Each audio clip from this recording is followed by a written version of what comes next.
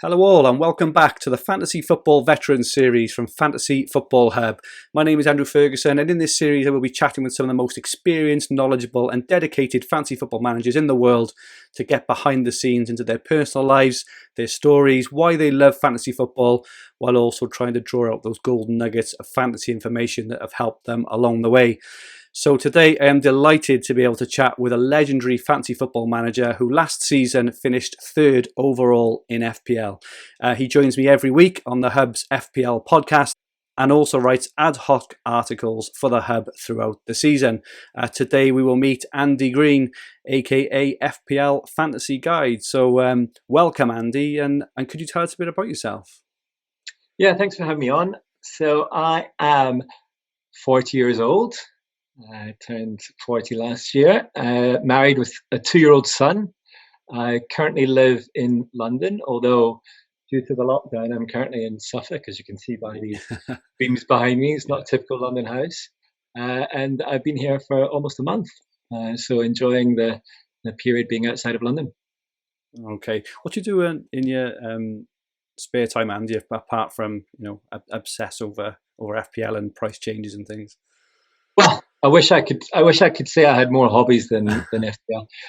I used to have, let's just say, pre my son. I used to have some sporting hobbies that I'll be honest, I was very much mediocre at golf, mediocre at tennis, and then prior to being married, I used to play a lot of online poker as well. Although pretty much most of those activities have ceased. Although maybe I'll start taking up golf again when the lockdown ends. Okay. How long did you play poker for, Andy? Was that something you did a lot, or for cash, or for?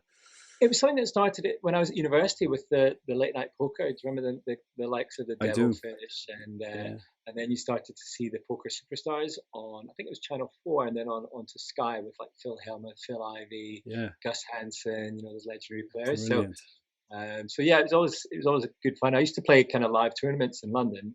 I started in Edinburgh, then moved to London and started playing some live tournaments there, and then moved towards the online thing. But then the consumption of time when you're working full time is definitely it's too much. I'm playing a bit now in the lockdown, and it's much easier because you've got like these evenings, where there's not much to actually do apart from kind of Netflix and whatever else. But yeah, I when we get back to normal, I'll probably have to scale it back because I'm kind of playing nearly every night at the moment. So it's hard to find a balance between work, FPL, socializing, and then something like poker, or even golf, just takes up a lot of time throughout the week. It does. You're right.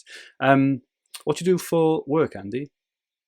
So I work in the city of London. I work in the commodities space, which is obviously long hours, and that then limits my other options. And in order to reduce the commute, I live quite centrally in London. So again, the nearest golf course for me is about an hour and a half away, which is why FPL is a great hobby, because you can do it on the Friday nights, you can do it throughout the week and evenings, and then you've got the weekend for most of the games.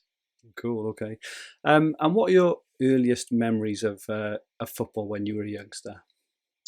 Well, my earliest memories are not really Premiership, or rather it was pre-Premiership, but I was a season ticket holder at Rangers, that's Glasgow Rangers in Scotland. Oh, okay. From, I think my uncle started taking me at the age of 8.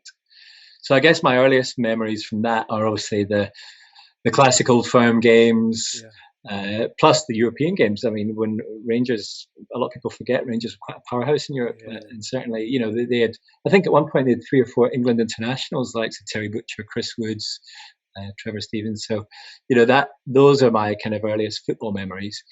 Would tend to be the Old Firm games up in Scotland. Great stuff. So in our next video, we will be taking Andy down memory lane to hear about his early and favourite fantasy football moments. The link is in the description below.